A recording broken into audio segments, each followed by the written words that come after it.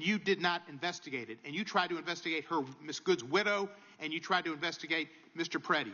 They were executed like Kristi Noem executed her dog, and that was wrong. And you should investigate those people, and you should investigate anybody that uses a weapon, in federal official or not, for civil rights violation. Come here to attend this hearing for doing it and for being brave and trying to move this justice forward. I apologize, I can't do it, but the Attorney General not recognizing you. That's embarrassing.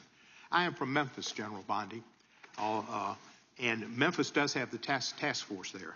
The Memphis Safe Task Force has been operating in Memphis for several months, and we do have a Democratic Mayor, Paul Young, and he's not against the task force, but he is against ICE being in Memphis, and he's not in favor of the National Guard being in Memphis. And I concur with him on those positions. I think the DEA being there, the alcohol, tobacco, and firearms, the FBI, who have been in Memphis in other ways, having more people there is good for Memphis.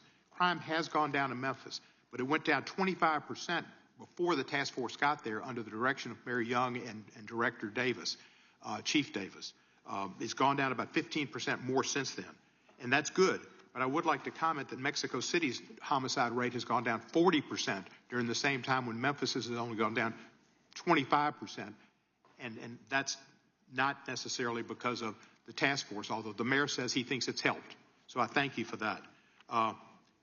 You would agree, I presume, that violent crime in communities across our country is critically important, and that's why the task force is there. Is that not true?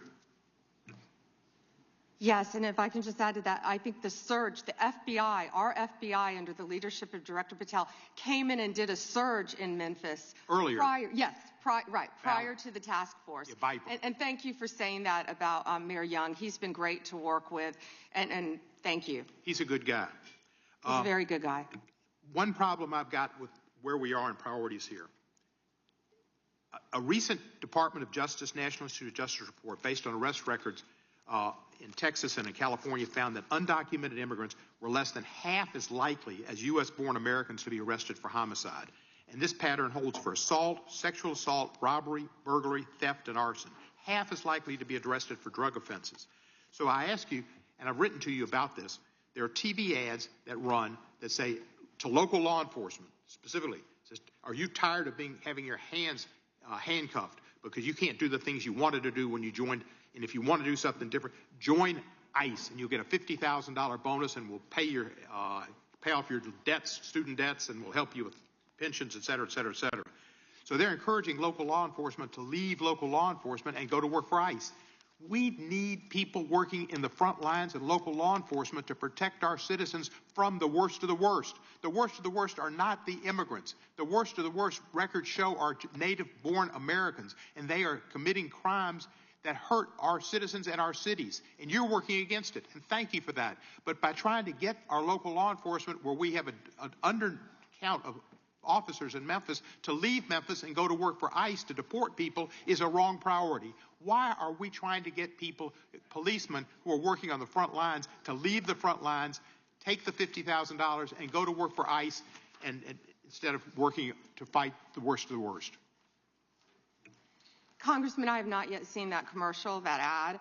I would argue that we need strong people in both local law enforcement, state law enforcement, and all of our federal agencies working together.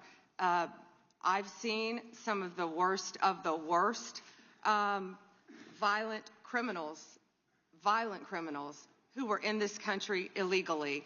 We both know that. And in Memphis, working hand in hand, I want to stick with Memphis and your mayor and what you discussed, because there have been nearly 6,000 arrests as of February 8th, and I think you agree with this, in your district, and almost 600 gang members. What we found in Memphis, a lot of the gangs are local gangs.